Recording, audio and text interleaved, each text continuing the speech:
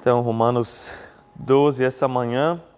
E semana passada nós falamos sobre dois dons, que foi o dom de prestar ajuda, né, e o dom de ensino. E hoje, nessa manhã, nós vamos falar sobre o dom de exortação e o dom de dar. Então, nós estamos nessa outra lista já de Romanos 12, desses dons, e nós lemos no versículo 6 e depois o 8, que nós temos diferentes dons de acordo com a graça que nos foi dada. E aí, versículo 8, se é dar ânimo, que assim faça. Ou se é exortar, né?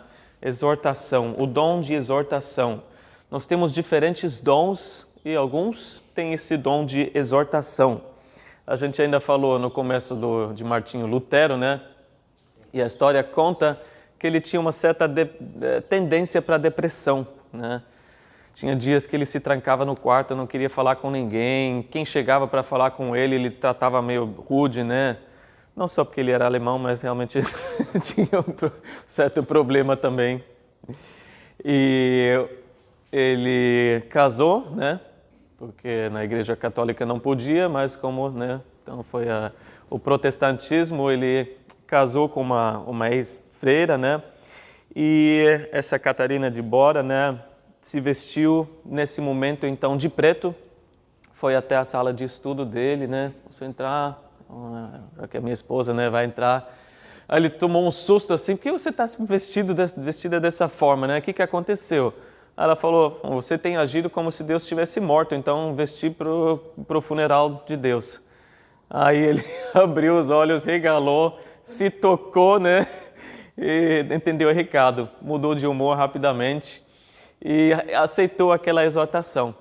Então, a exortação é essa capacidade dada pelo Espírito para encorajar outras pessoas a fazer o quê? Pôr em prática aquilo que a gente sabe que é certo, né?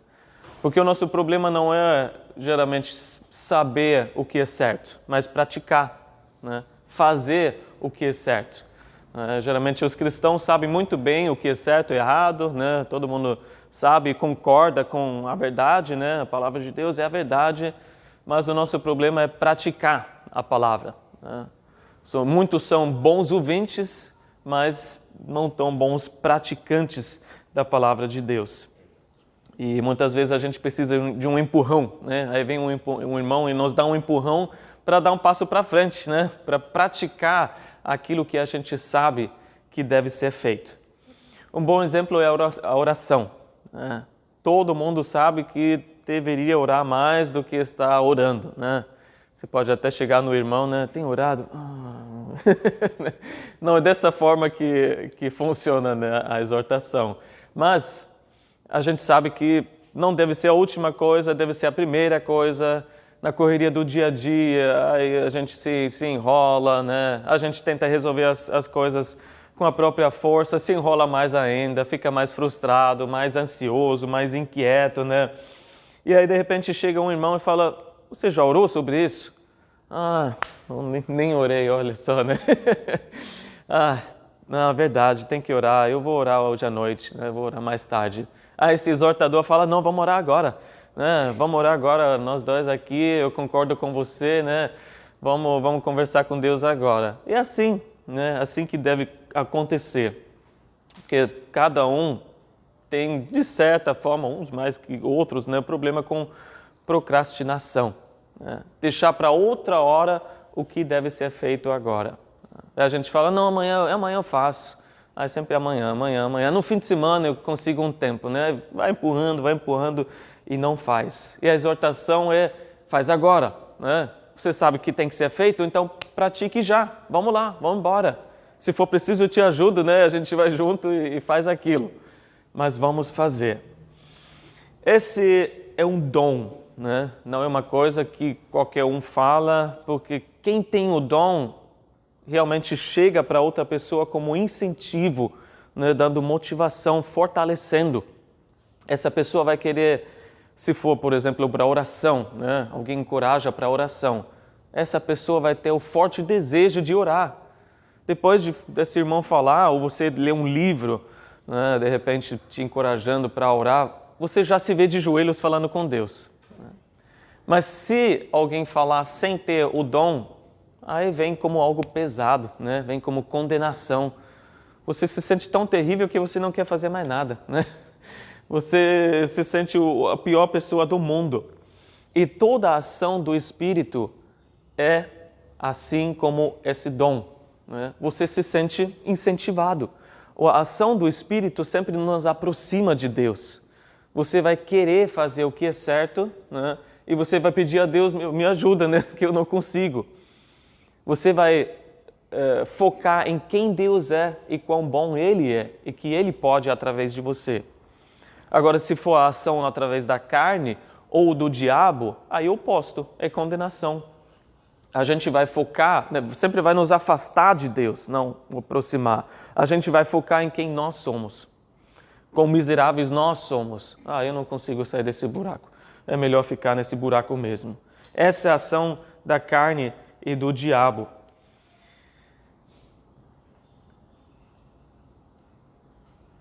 E não isso que a gente quer. Uma exortação pode ser, por exemplo, uma repreensão também, né? Você errou, você precisa pedir perdão, você precisa se acertar com alguém. Se for pelo Espírito, você falar, é difícil, mas eu vou dar um passo para frente, Deus me ajuda. Se for não pelo Espírito, você vai falar, meu Deus, o que eu fiz, né? Você vai entrar em depressão, você vai achar que quão miserável você é, quão terrível você é. Em condenação, você vai tentar fugir dessa, né, responsabilidade que você tem de acertar as coisas. Então é um dom.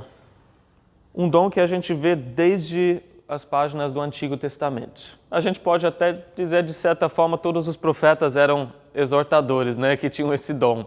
Porque eles advertiam o povo, né? Largam os ídolos e se voltam a Deus, né? Essa sempre foi a palavra dos profetas. Nas batalhas, né? A gente nunca vai vencer. Simplesmente confia em Deus. Mesmo que o exército do inimigo for maior, mais forte, confia em Deus que Ele vai fazer.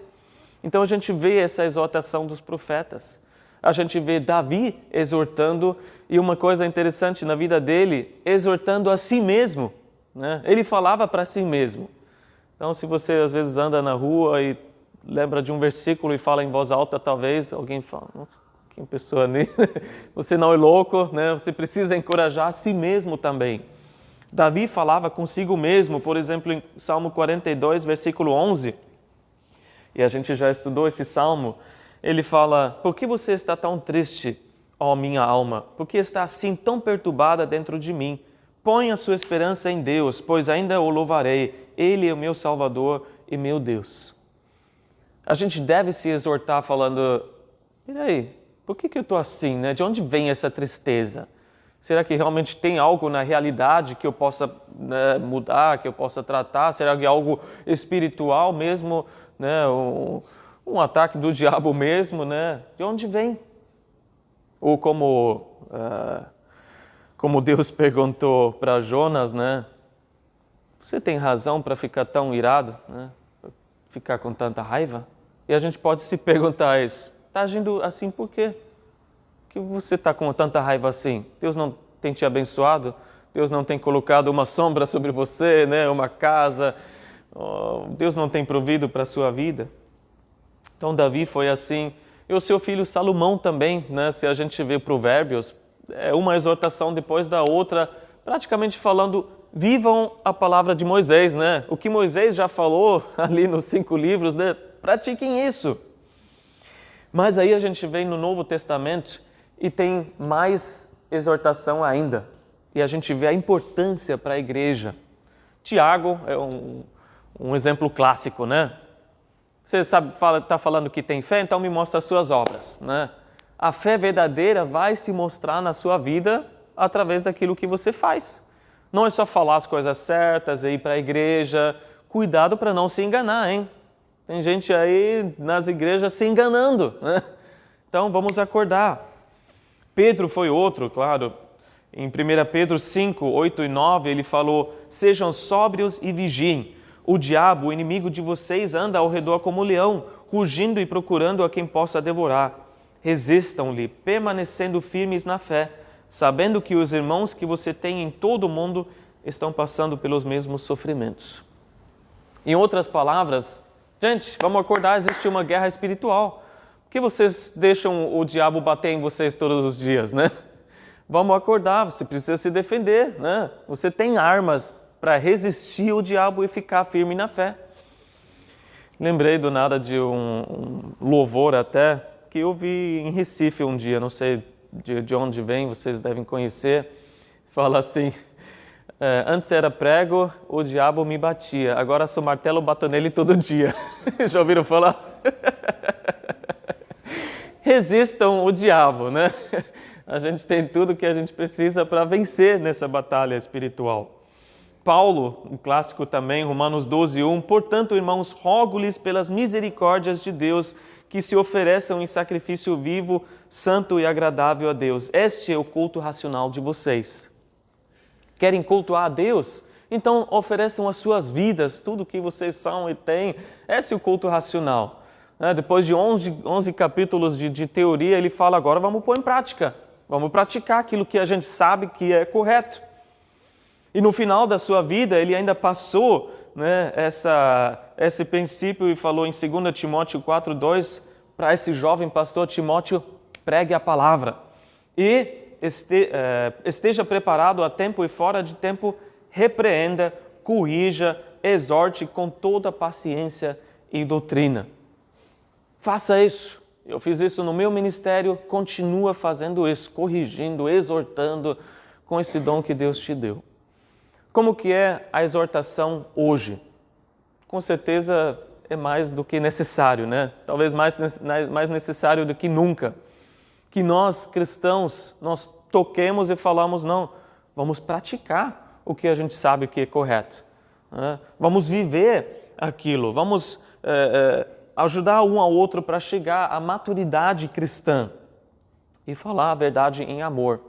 Né? Não só passar a mão, tudo amor, tá tudo bem. Não só a verdade, se você não presta, tá tudo errado, né? Quebra o irmão. Mas a falar a verdade em amor.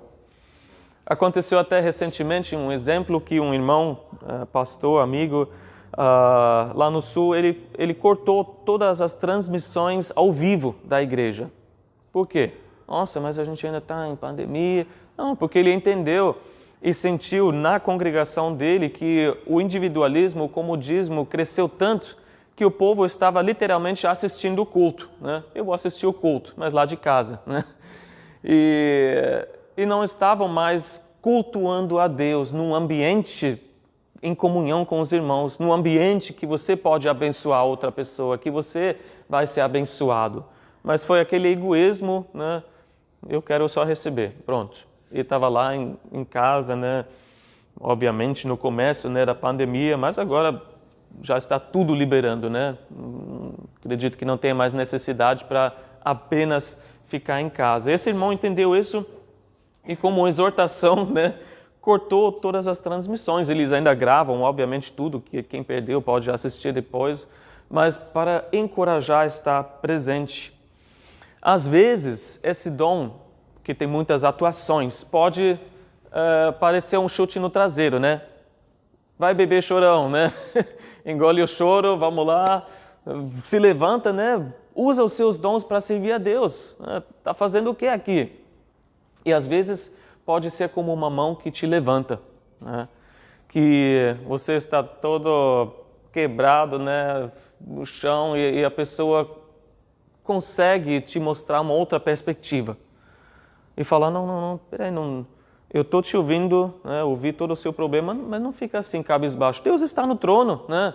Deus ainda está no controle da sua vida, Ele vai te dar uma solução, Ele quer ouvir a sua oração, pode lançar todas as suas preocupações nele, que Ele vai te ouvir, né? Ele vai tirar toda essa ansiedade que você tem. Então tem várias manifestações desse dom. E às vezes a própria pessoa que tem esse dom, às vezes fala um pouco mais duro, às vezes um pouco mais manso, dependendo da ação do Espírito mesmo. Agora, duas coisas que o dom não é. Não é igual ao dom de ensino, que a gente já falou, é algo diferente, né? Distinto. Porém, muitas vezes acompanha o dom de ensino. E a gente vê isso através da vida de Barnabé. Barnabé era mestre, né, da palavra junto com Saulo, né? Então Paulo ensinou a palavra, né, na igreja. Só que o próprio nome dele já fala do dom que ele tinha, que Barnabé quer dizer filho da consolação. Então ele era um encorajador, né? O nome dele era José, na verdade, mas ele ganhou esse apelido porque ele tinha esse dom e praticava o tempo todo.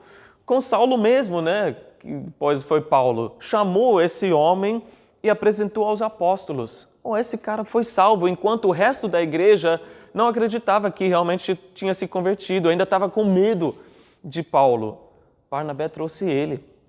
Uma outra vez, ele encorajou o missionário que tinha falhado na sua missão, né? E queria dar uma chance e levar ele novamente para uma viagem missionária. E falou, vamos lá, que criou um grande desentendimento com Paulo, né? E falou, não, esse cara não vou levar mais, ele abandonou a gente lá.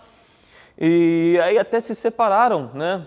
Aí tinha duas equipes missionárias que foram para outros lugares diferentes. Só que o ministério de Barnabé, que com certeza não foi apenas nesse momento temporário ali, mas ministrando na vida desse João Marcos, no final da vida de Paulo, obviamente esse ministério de encorajamento, de exortação, teve frutos, porque eles se reconciliaram. E no final da vida de Paulo, ele chama esse cara, em 2 Timóteo 4,11, traga Marcos com você, porque ele me é útil para o ministério. Então, o ensino muitas vezes anda com a exortação, como na vida de Barnabé. E muitas vezes a gente lê nas cartas a exortação junto com a sã doutrina. O que é sã doutrina? É a doutrina correta e praticada, né? E praticada. Se for praticada, ela produz a vida sã. A gente vê, porém, muitas pessoas preocupadas só com aquilo que é certo, que é correto, que é a ortodoxia, né? Que é a fé correta, que é a doutrina correta. Mas se você só foca nisso, sempre querer estar certo, você pode errar do outro lado. Isso pode se tornar um legalismo, uma fé morta. Eu sempre quero estar certo, mas você está perdendo a alegria, a empolgação, né? Você está perdendo a tua vida espiritual com o Senhor, e o relacionamento com Jesus até pode se tornar algo maçante se você erra desse lado.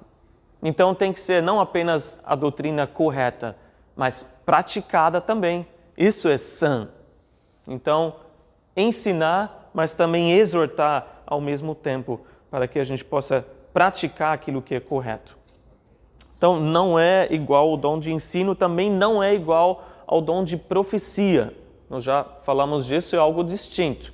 Porém, muitas vezes acompanha o dom de profecia. Porque profecia é o quê? A gente aprendeu, pode ser a respeito do futuro, mas geralmente é só proferir a palavra de Deus, é falar a palavra de Deus.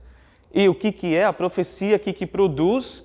Em 1 Coríntios 14:3, nós lemos que quem profetiza o faz para edificação, encorajamento e consolação aos homens. Encorajamento é essa palavra exortação. Quem profetiza vai acabar fazendo uma exortação também para alguém.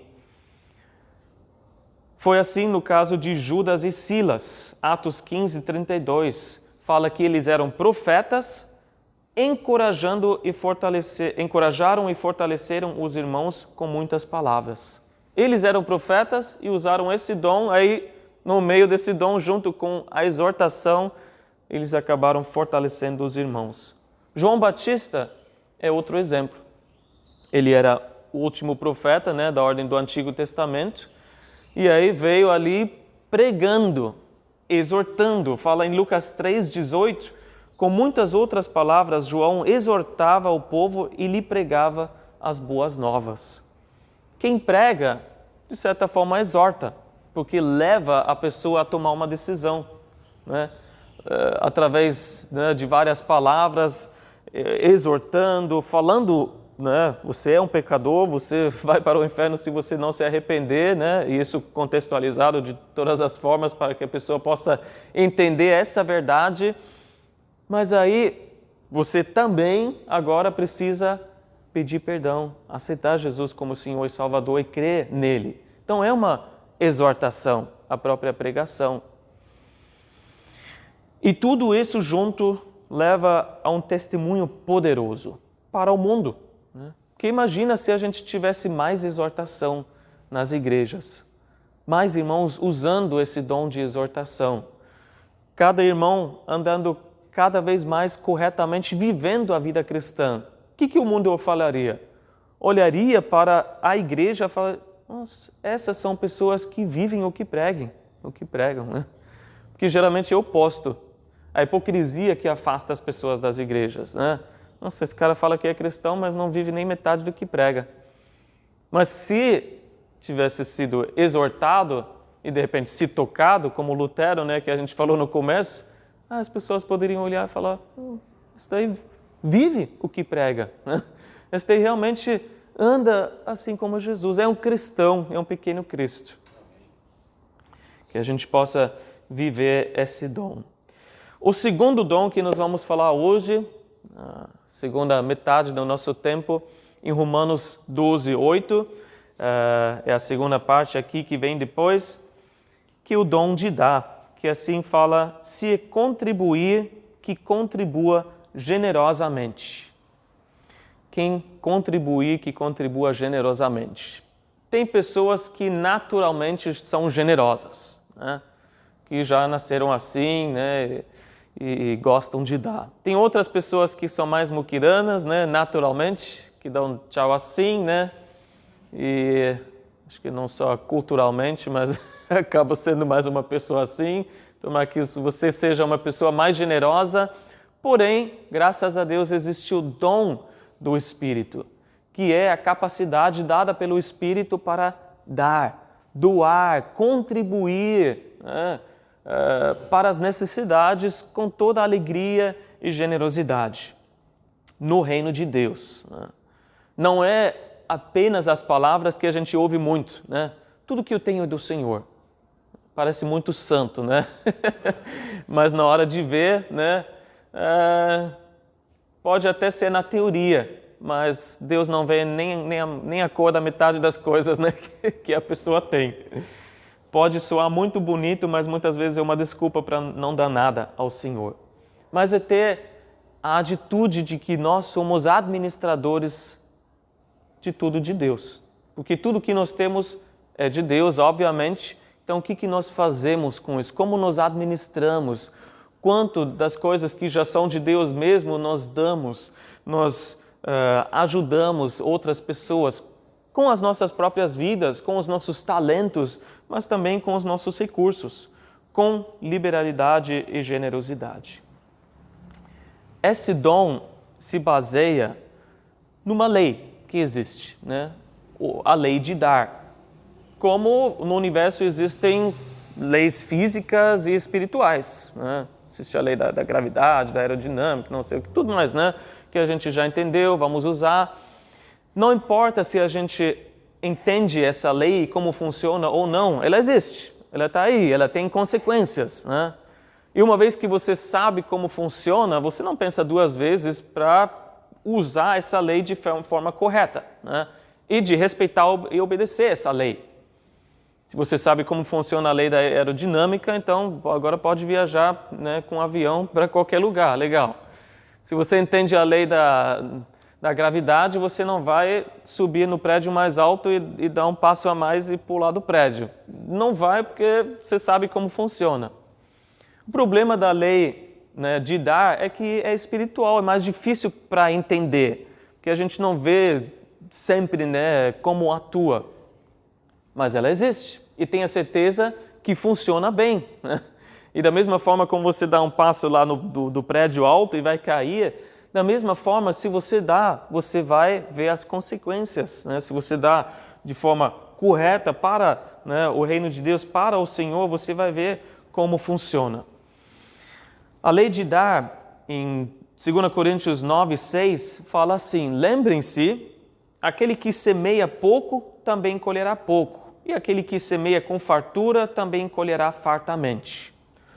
é até fácil de entender dessa forma, porque a gente vê isso na natureza, né? Então, Paulo já nos ajudou a visualizar isso. Se você coloca algumas sementes, né, deixa um espaço de 1 metro, né, a colheita vai ser não tão boa, né? Ao invés de deixar uns 15 centímetros, o que seja, né? Agora, se você pega uma mão cheia e vai assim, né, de mãos cheias jogando as sementes, obviamente a colheita vai ser maior também. Então, embora a gente não entenda exatamente como funciona no mundo espiritual, a gente precisa ter certeza de que está funcionando e vai funcionar. Não fica por fora só porque você não entende exatamente como funciona. É como a lei da eletricidade. A maioria geralmente não entende exatamente como funciona para você poder ligar a luz, o computador, mas ninguém pensa em não usar só porque não entende, né? Todo mundo, qualquer pessoa, mesmo a criança que não entende, mesmo aquela pessoa bem idosa que nunca estudou sobre isso, vai usar para carregar o smartphone, né? Porque até criança e a pessoa mais velha já está usando, né? E está ali, infelizmente, até demais. Você não tem problema nenhum de usar isso todos os dias. A lei de dar, Jesus também falou em Lucas 6, 38, deem e lhes será dado. Uma boa medida, calcada, sacudida e transbordante será dada a vocês, pois a medida que usarem também será usada para medir vocês. Então, se essa é uma lei, qual é a medida que eu estou usando no reino de Deus? Porque Jesus fala, essa vai ser a mesma medida que vai ser usada na nossa vida. Agora, o problema é nosso entendimento humano, que a gente imediatamente pensa, Deus vai pagar na mesma moeda que eu uso, né? Se eu dou dinheiro, ele me dá dinheiro. Mas Deus pode nos abençoar de tantas outras formas, muito mais do que através de dinheiro e recursos. Se você tem riquezas de alegria, é muito mais valioso. Riquezas de relacionamentos, é muito mais valioso. E Ele ainda dá a provisão também. Mas o homem cai no engano e fala, dá R$1.000 que Deus vai te dar 10.000 a mais, né? Não é o dinheiro que Deus quer. A gente vai falar sobre isso no final um pouco mais também. Em Romanos 11, 35, ainda fala, quem primeiro lhe deu para que ele o recompense. Em outras palavras, ninguém vai dar para Deus e fazer Deus ficar em dívida com essa pessoa. E quem já deu, experimentou, você vai dar para Deus, mas Ele sempre te dá muito mais de volta. Então Ele não vai ficar em dívida com você. Tanto que a gente tem, em relação a esses recursos, o desafio de Deus, né? Me põe à prova e saiba que realmente essa lei funciona. Em Malaquias 3:8 fala, o povo falava, como é que te roubamos? E Deus falou nos dízimos e nas ofertas.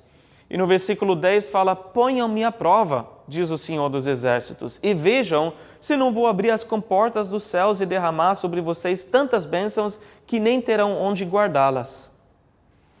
Infelizmente, quando essa passagem é usada, né, geralmente o foco é, ai de você que está roubando de Deus, né? Já deu tudo que você tinha que dar, né? Dos seus dízimos e ofertas, e você vai se ver com Deus, né? Com o dedo levantado. Aí aquela maldição que é mencionada naquela mensagem é distorcida, é interpretada como se fosse Deus querendo arrancar o seu dinheiro, né? Olha, vai chegar o devorador, que a sua máquina de lavar vai quebrar, o seu carro vai quebrar, e Deus vai ficar com aquela quantia de qualquer jeito. Mas o devorador era os gafanhotos, né? Isso está bem claro ali, as pessoas... Sim. E a maldição que fala exatamente nessa passagem, né? É como se Deus quisesse amaldiçoar o seu povo. Qual o problema com esse entendimento? Primeiro, nunca foi seu dinheiro, né? Deus não vai arrancar o seu dinheiro porque nunca foi seu, sempre foi dele. Ele simplesmente te deu para administrar. Mas, em segundo lugar, representa a Deus como um caráter que ele não tem, né? Como se ele fosse uma pessoa que só está esperando você pisar na bola para depois punir você. Deus não é assim, né? Graças a Deus, Deus não fala, não me deu, agora você vai ver o que eu posso fazer, vou deixar a sua vida miserável. Jesus não veio para isso, né? Amém. Mas, o que a gente entende nessa passagem? Me põe à prova. Então, por que não tentar? Por que não tentar ver se essa lei realmente funciona? Porque a desculpa geralmente que a gente tem é, eu não consigo ofertar, não consigo dizimar, o que nome que você quiser dar. Não cabe no meu orçamento, né? Tá tudo apertado, não sobra nada. Mas será que a gente não sobra nada, né, de tudo que Deus nos deu, que a gente possa devolver para Ele em gratidão pela provisão? E aí entra a questão, por que não começar com um pouco? Me põe à prova, né? Tudo bem, se você tem o perfil de investidor mais conservador, então começa com uma quantia pequena, né? Dá R$1, dá R$5, não sei.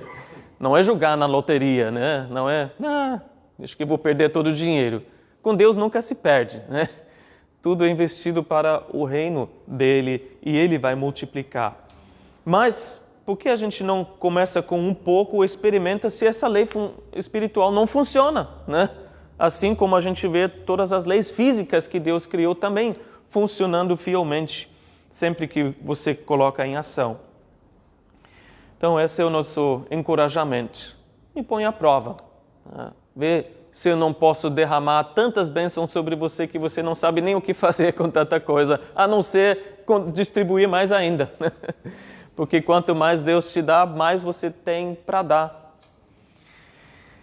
E para a gente terminar a refletir sobre isso, tem 7 princípios, né, que a gente deve lembrar quando a gente dá. Porque se você tem o dom de dar ou não, todos cristãos, né, filhos de Deus, que nasceram de novo, são chamados a contribuir com tudo que são e têm para o reino de Deus. E o primeiro princípio que a gente entende é que a gente precisa dar com simplicidade. Com simplicidade, é isso que Deus quer que a gente tenha no coração quando a gente dá para Ele. E as pessoas complicam o dar, né? Tem tantos exemplos, você deve ter os seus, né? Mas eu penso em igrejas pequenas que têm uma família que só dá dízimo e sustenta todo o ministério, né? Amém, pode ser assim. Mas aí essa família espera que o pastor, a liderança, chegue sempre neles, né, para consultar o que deve ser feito. Antes de tomar qualquer decisão, eles precisam ser perguntados, né, será que a gente deve fazer isso ou aquilo? Porque tem a condição, eu dou, mas só se você me deixa por dentro, né? Ou aquele irmão que fala, eu vou dar o meu dízimo para a igreja, a minha oferta para a igreja, mas só se for usada para aquilo que eu concordo, né? Para que eu quero que seja usado. Tudo bem, a gente pode, obviamente, usar o nosso dinheiro e falar, não, essa oferta é para missões, essa oferta é, sei lá, é para o Ministério de Construção, de cesta básica, o que seja. Mas se você tem uma igreja, né, um lugar alugado e tudo mais, quem vai pagar água e luz, né? Se todo mundo direciona a sua oferta para isso ou para aquilo. Então pode fechar porque ninguém paga água e luz, né? Então essas questões, se a gente dá, tem que confiar também que Deus vai usar esse dinheiro para a coisa certa. Tem que confiar também na liderança, que eles vão ser direcionados por Deus para usar esse dinheiro para a coisa certa. Mas dá de forma simples, sem colocar condições, né? Você pode usar assim dinheiro, mas só se for assim. Já ouvi falar de igrejas até que alguém doou um terreno, né? A igreja pode construir agora essa igreja magnífica para todo mundo caber, mas com a condição que nunca pode ser vendido. E aí essa igreja cresceu, queria vender, né, o terreno, mais a igreja para comprar um lugar maior. Aí eles viram lá nas cláusulas do contrato, não, sempre tem que ficar no nome da igreja, porque foi doado por essa pessoa, essa foi a condição. Não é uma bênção, né? Doa, né? Dá, mas sem condições, dá com simplicidade. Em segundo lugar, dá sem chamar atenção. Sem chamar atenção. Qual a motivação de você dar? Você quer ser conhecido como pessoa generosa, como pessoa altruísta, né? Como pessoa que abençoa. Então Jesus falou, essa já foi a sua recompensa, né? Tá bom, se você só quer isso, então é isso. Aí Jesus falou, melhor coisa faz em segredo. Ele falou, ilustrando, não deixa nem a mão direita saber o que a mão esquerda está fazendo. Faz em segredo entre você e Deus, né? Por isso a gente não precisa nem saber do nome, né, da pessoa que deu, não tem envelope para você deixar o seu nome, endereço, RG, CPF, né? Se você quiser dar, tudo bem, mas não interessa quem deu o quê, né? Interessa para Deus, que é para Ele. E entre você é o Senhor. Faça em segredo. Em terceiro lugar, dá de coração e voluntariamente. Um exemplo maravilhoso que a gente vê no livro de Êxodo, quando construíram o tabernáculo, é que Deus falou, pede para o povo dar, né, as ofertas e doações para construir aquilo. E o tabernáculo não era um barraco, né, de alguns panos, era assim, de materiais preciosos, né? Ouro, prata, joias, né, pedras preciosas, pele de ovelha, carneiro e tudo mais, tecidos. Então era muito caro. E Deus falou isso para Moisés, né? Êxodo 25:2, diga aos israelitas que me tragam uma oferta, receba de todo aquele cujo coração a compelirá a dar. Se for de coração, receba. Se for de constrangimento, não quero isso. Deus falaria, se você for constrangido a dar, não é de coração, fique com a tua oferta. Eu não quero isso. Mas foi tanto assim o dom de dar naquele momento, que o povo deu, e foi mais do que necessário naquele momento. Pode ler aí lá em Êxodo 25. E Moisés teve que falar para o povo, chega, para, não dá mais nada. A gente não tem nem onde pôr tanta coisa, já foi suficiente. A gente vai construir agora. Então, foi o mover assim do Espírito para doar de coração. Em quarto lugar, a gente precisa dar como? Com alegria. Com alegria. Isso é junto com de coração. Porque se for de coração, vai ser de alegria. Em 2 Coríntios 9:7 fala, cada um dê conforme determinou em seu coração, não com pesar ou por obrigação, pois Deus ama quem dá com alegria. Alguém que é hilário, assim diz no original, alguém que dá com muita alegria. Obviamente ninguém gosta de receber um presente de alguém que depois reclama, né? Ou, de repente, você vai no seu vizinho, pede aquela farinha, aquele ovo que falta, mas depois você ouve aquela pessoa reclamando. Nossa, pediu os últimos 2 ovos que eu tinha, né? Aí fala para os outros vizinhos, chega em você. Você tá à vontade de comprar, 30 ovos, deixar na porta e falar, toma o teu ovo, né? Não quero mais nada. E assim é com Deus, né? Imagina se você está reclamando, Deus tem que dar essa oferta de novo, né? Todo mês, ou sei lá, né? Toda semana, o que você quiser dar, reclamando. Imagina Deus falando, fica com o teu dinheiro, né? Não preciso disso. Se for desse jeito, sem alegria, não quero. Em quinto lugar, a gente precisa dar com honestidade. Que Deus quer que seja uma bênção para nós, esse dar, né? Que não se torne um show, que também não se torne uma competição, né? Quem está dando mais, mas que seja algo simples e honesto, sem distorcer, sem fingir que você está dando mais do que você realmente está dando. Foi esse o caso com Ananias e Safira, né? Primeiro, eles não precisavam dar nada daquilo. Tudo bem, queriam dar alguma coisa, não precisava fingir que eles deram tudo, sendo que eles ficaram com uma parte. E Deus falou, né, para eles, né, praticamente o irmão falando, para que vocês mentiram para o Espírito Santo? Precisavam. Era entre vocês e Deus, dá uma parte, dá tudo, mas não finge dar mais e depois dá menos. Na Idade Média era assim, né? A salva passava na igreja e aí, como você sabia, nossa, o irmão deu bastante, que você ouvia o plim, plim, plim do dinheiro caindo, né? Mas quem sabia se era a moeda de 1 ou de 5, né? Aí parecia, quanto mais moeda, mais você está dando, né? Nossa, que pessoa generosa, tá fazendo bastante barulho, né? Mas Deus fala, não faz barulho, não vai fingir, dá com honestidade. Deus não está nunca impressionado com o valor que a gente dá.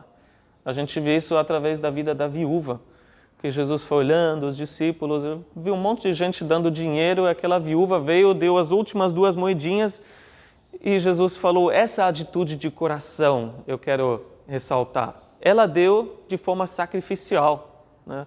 Todos os outros deram talvez mais, mas foi, né, de um monte que eles tinham. Essa mulher veio e deu do resto que tinha, as últimas moedas que tinha. Ela deu muito mais do que todos os outros. Então não é o valor que interessa, mas é o nosso coração que a gente dê com honestidade. Em sexto lugar, que a gente possa dar com liberalidade, né? Que a gente possa dar livremente, porque esse é o exemplo que Jesus nos deu. Ele se entregou livremente, né? Pediu nada em troca. Ele fez pobre para que a gente possa ser rico nele. E ele falou em Mateus 10:8, vocês receberam de graça, também deem de graça.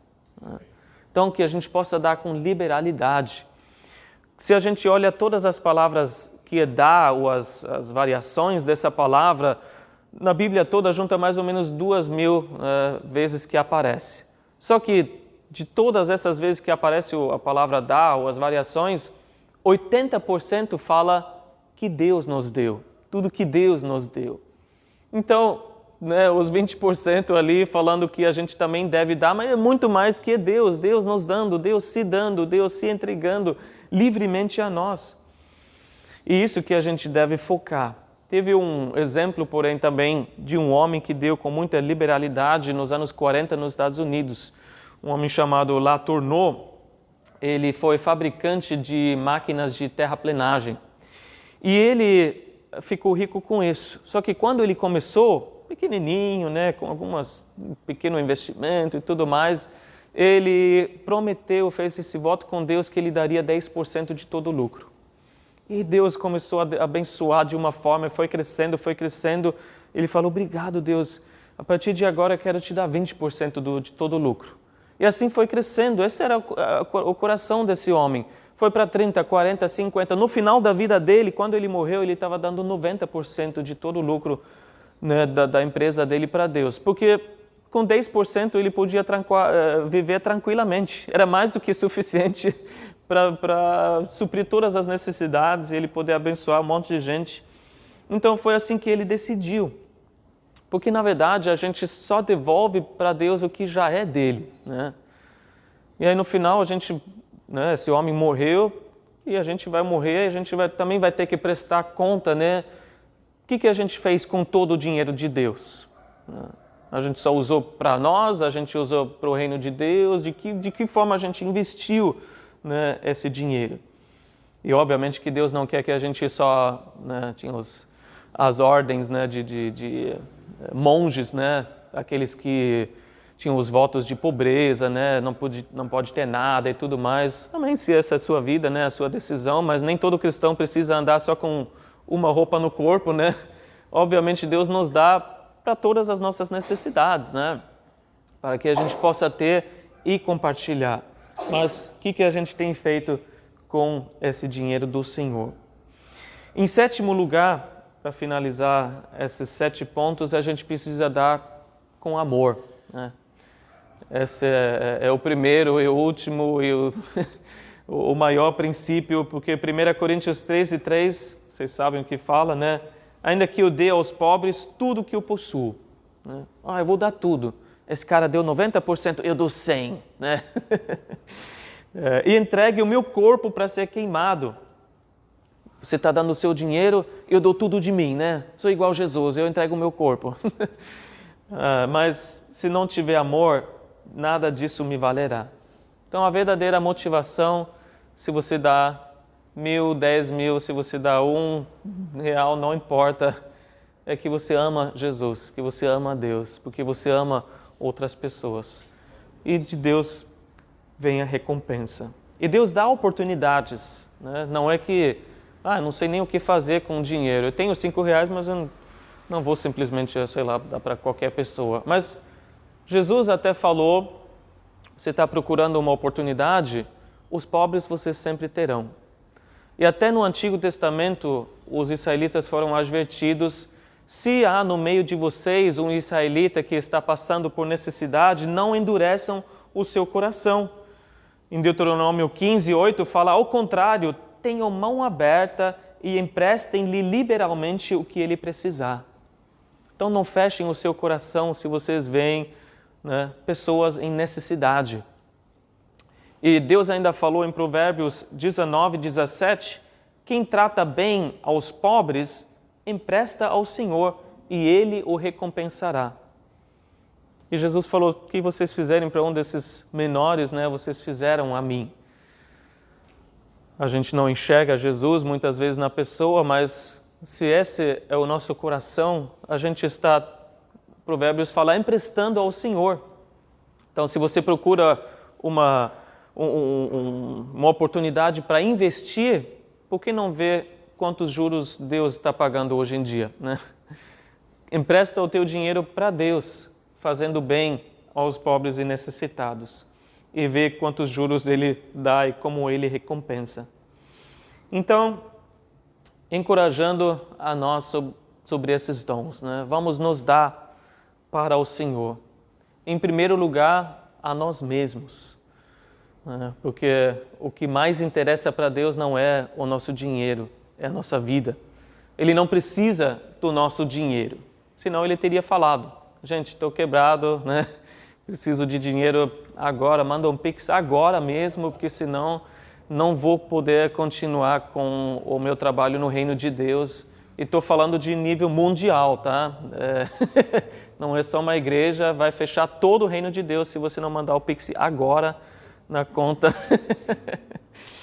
Não é dessa forma que Deus fala. Ele falou em Salmo 50, 10 e versículo 12, pois todos os animais da floresta são meus, como são as cabeças de gado aos milhares nas colinas. Se eu tivesse com fome, precisaria dizer a você, pois o mundo é meu e tudo que nele existe. Então vamos dar a nós mesmos, isso inclui o nosso tempo, né? Isso inclui as nossas habilidades e talentos, para não ser igual aqueles pais que falam, eu compro qualquer coisa para você, mas eu estou ocupado agora. Aquele pai que compra tudo que o filho quiser, mas é ausente, né? Nunca aparece, nunca está lá para ensinar uma coisa. A gente não quer ser assim com Deus, né? Já fiz o meu dever, já dei o meu dízimo, agora não me incomoda para o resto do mês. Também não quero ir para a igreja, porque não quero me envolver com esse povo, tal. Não é dessa forma que a gente vive o relacionamento com o Senhor. Vamos dar de nós mesmos, do nosso tempo, das nossas habilidades e no final, o nosso louvor e a nossa gratidão, o sacrifício de louvor ao Senhor, porque Ele é digno, né? No final foi Ele que nos deu tudo que a gente precisa para a vida e para a piedade. Então que tal a gente começa a praticar com pouco, né? Esse dom, talvez você tenha o dom, né, mesmo, esse dom espiritual, mas talvez se você não tem, a gente precisa praticar um pouco mais a generosidade de todo cristão e permitir que Deus nos torne um canal dos recursos divinos, né? Porque talvez você não tenha para suprir aquela necessidade, mas Deus tem, né? Ouro e prata eu não tenho, mas o que eu tenho eu te dou, né? Levante e ande. E de repente Deus te dá naquele momento o dom de cura e aquela pessoa é curada. Muito melhor do que dar uma esmola para aquela pessoa que está pedindo. E vamos experimentar, como o Senhor falou, a maior felicidade em dar do que em receber.